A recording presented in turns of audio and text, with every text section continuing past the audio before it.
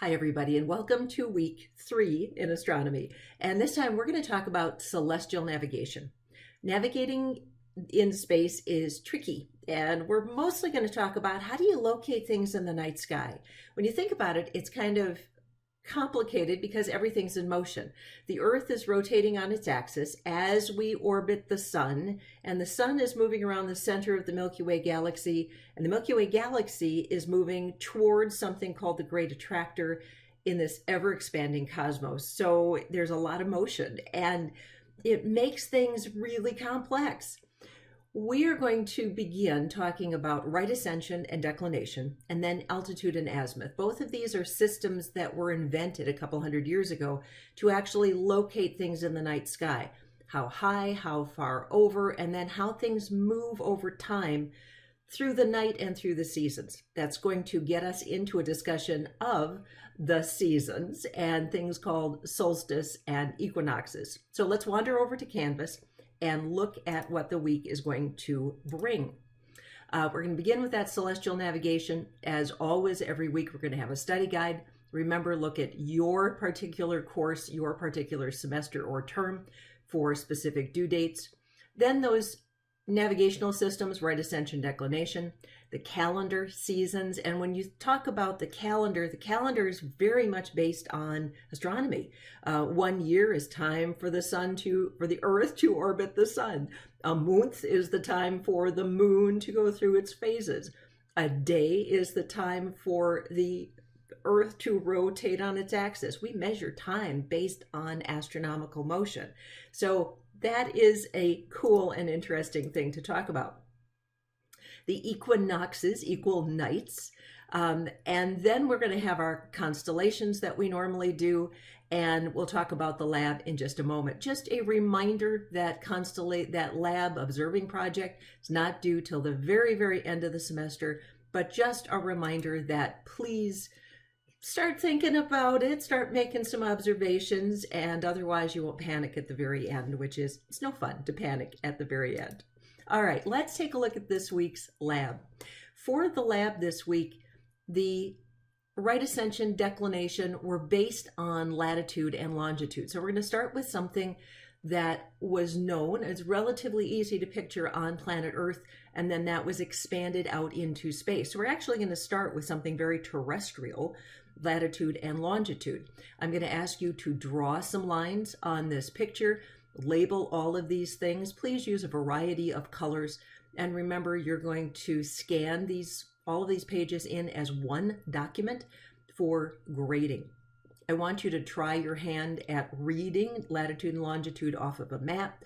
Write this down and then look it up online. What is the latitude and longitude of Eau Claire, and how close did you get? Using just latitude and longitude numbers, can you find these places on the map? You probably can, because you probably have some sort of an idea where Los Angeles is, but I want you to practice that skill. And then right ascension and declination. Again, refer back to those notes. The labs are practice. They're practicing what we've talked about in our lectures, and so that's one of their primary purposes. Declination is how high, how far above and below that celestial equator. So take these numbers of declination. I want you to sketch those above and below those celestial equator in their relative positions. And then because you and I live in the mid-latitudes of the Northern Hemisphere, that celestial equator is not necessarily at the horizon for us. So again, sketch those in. Right ascension is position left and right. And I want you to start understanding that 1 hour of right ascension is equal to 15 degrees of arc. We've talked about degrees of arc as a way to measure space on a round ball, and that celestial sphere of the sky is very often viewed as a round ball. So translate that. 1 hour of right ascension is 15 degrees, and then grab a calculator and fill in the rest of these. Then using what you know about right ascension and declination, can you put these shapes on the right spots on this picture? Revisit what we learned about using your hands for measuring angles, and kind of talk about altitude and azimuth. Altitude and azimuth are commonly used in astronomy apps, so this is going to be very, very applicable when we get to our app lab. Then we're going to use our class action software that you downloaded, and I want you to go to the animations, all animations, and the altitude and azimuth demonstrator. It's going to look something like this. I'm going to ask you to put in a variety of altitude and azimuth, and looking at just the numbers, can you interpret what they mean? What direction are you going to have to look?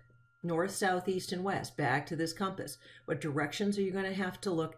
And then how high above the horizon? So can you interpret this information using this app to, hello, goodbye, Carmen, and figure this out? Diurnal or daily motion. The daily motion, how the Earth spins on its axis. We're going to talk about this in lectures this week.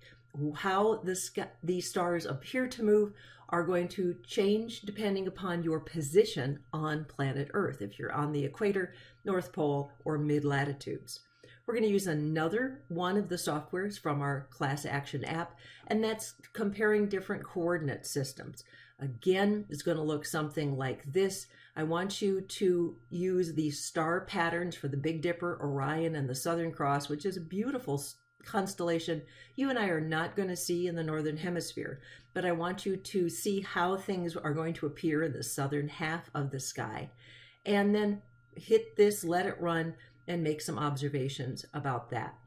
Last part of the lab this week is the introduction to your planisphere. Now, your planisphere is that device, that gizmo that I asked you to purchase for this class. Now, the planisphere is an object that's going to look something like this. If for some reason you did not buy the planisphere, can't buy the planisphere, there is a link in the lab section of the course where you can make your own planisphere. I'll be honest, it's a little twiddly. You have to download some things, print them, cut, put a pin in the middle, rotate some things, but you can do it, and it's not complicated. You can do it. So if you didn't get the planisphere, quite frankly, no excuses. You can still do that section of the lab. So I'm kind of taking the excuses away from you on purpose there.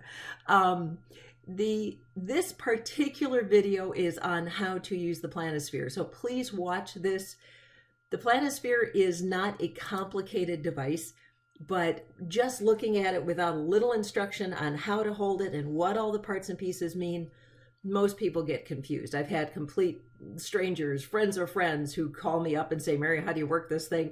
And so for many, many years, I've done a lot of kitchen table lessons on how to use a planisphere. And so my videos become useful for a lot of people because of that. Watch the video, go through that last section of the lab, and I think you're going to find it kind of fun. We're going to use that planisphere in multiple assorted labs as the semester goes on. We're going to have our constellations this week, and we're going to have our weekly quiz. So have a good week. It's going to be fun. We're talking about some really cool stuff. Have a great week, and as always, if you have any questions, please give me a shout. See you soon. Bye-bye.